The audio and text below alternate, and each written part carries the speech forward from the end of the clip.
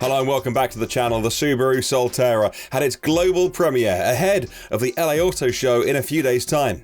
It was developed in partnership with Toyota and largely similar to their own BZ4X, but Subaru have added a few touches of their own. So stay tuned for a first look and all you need to know. And stick around to the end when we give our opinion on what Subaru has achieved with this one. Welcome to the channel. My name is Martin Lee, and if you like what we're doing here, hit subscribe and the bell icon so you never miss a show. So let's start off with design and styling now. We want to pay some respect to the creatives and designers at Subaru, and as difficult as it may be, try to forget about the Toyota and let's talk about the Subaru Solterra in its own right. Now, this cuts a silhouette quite familiar to the crossover SUVs that we're seeing in such large numbers these days, although it's a lot sharper, more angular than the likes of, I don't know, like the ID4 or the Tesla Model Y. Wheel arches decked in black plastic trim really cut into the body and give it a more rugged look. It's a Subaru after all. It sits on 18-inch rims, looks a little more utilitarian in this guise, but you can option some 20s, and I think a lot of people will favour that. At the front, Subaru's adorned the Solterra with a hexagonal closed-off grille and a C-shaped light cluster to remind us of the Subaru design language. A stylish V-shaped crease wraps the headlight and runs right up the bonnet to meet the A-pillar. Inside, from the footage that we've been able to see so far, we have some really nice plush materials and a relatively clean center console. Now that does offer a 12.3-inch screen. That center console floats over some good storage space as well. And the 3-spoke steering wheel has just a smattering of buttons to control the usual functions like radio, volume, cruise control, and some other toggle options as well.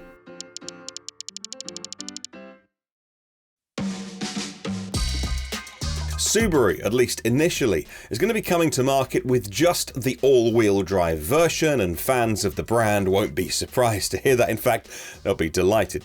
And what do I mean? Well, let's have a look at the details. There are two 80-kilowatt motors, one on the front and one on the rear axle, giving a total output of 160 kilowatts or 215 horsepower. So expect decent traction from the Solterra in line with the brand's heritage. And will that get us off the line fast? Well, they say we're looking at a 0 to 62 mile an hour time, 0 to 100 kph of 7.5 seconds. So not rapid at all.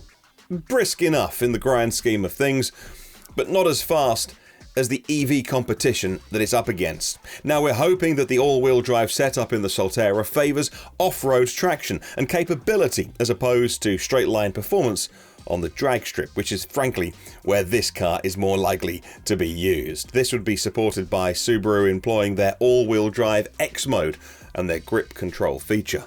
We hope to get our hands on one soon, and we'll be testing it out. Let's talk about the size before we jump back to the juicy stuff like batteries, range and charging. So the Solterra won't be as big as some of the crossover SUVs that we've talked about lately on this channel, but it's still a significant size and will weigh in just over 2 tons.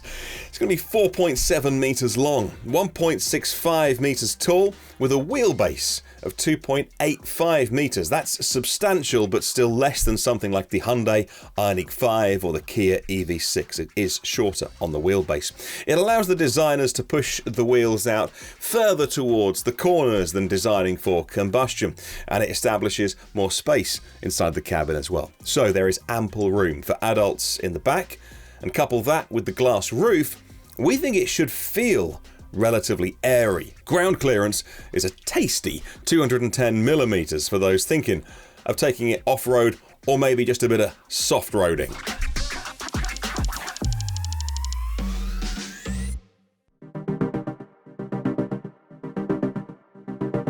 So what sort of battery, range and charging do you get in the Solterra? Well, a decent capacity, 71.4 kilowatt hours. Now, we are waiting on official figures, but a spec sheet that we've seen indicates an estimated range of 460 kilometers. That would be impressive from a battery that size in a car that heavy, so expect real-world range to be a little bit less. We can't wait to do our own range test on it.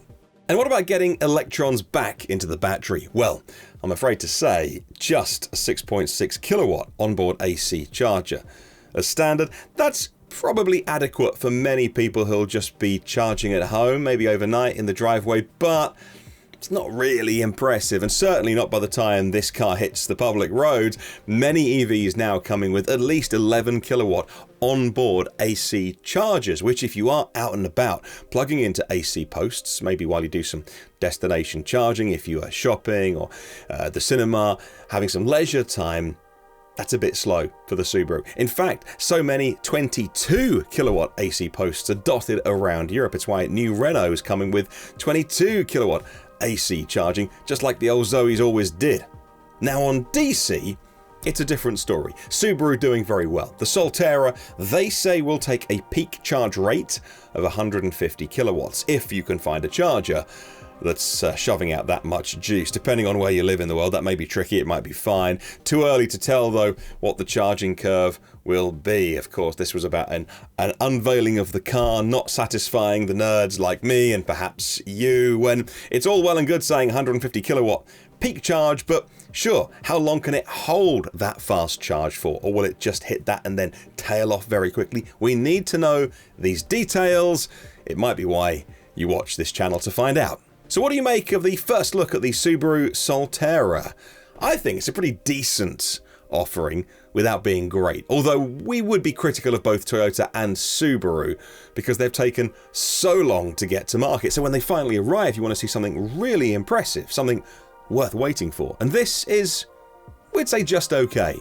But what do you think? That's more important. Let's keep the conversation going below. Leave us a comment. What do you think of the outside styling, the interior styling, and let us know if you think it's going to fit in well with the market. Would this tempt you if you're in the market for a kind of all-wheel drive crossover SUV? Maybe those living in colder climates. Maybe those that just love the Subaru brand. It's certainly got a good history to play off of. Well, we can see the Tesla fans being critical of things like Solterra's charging, its speed off the line, and probably its efficiency, but we don't know that yet until we test the car. But a Subaru buyer, I don't think they'll be too bothered about those things if they just love the brand. Hey, leave us a comment below and tell us what you think. I'd love to hear from you. You can find out what we are talking about on Instagram. We are at @best_electric vehicle. Have Subaru waited too long, or is it worth the wait? Do you want the all-wheel drive functionality, or would you be happy with two-wheel drive? Well, thank you so much for watching today. If you like this video, give us a thumbs up. It tells us to make more like it, and I'll see you on the next one.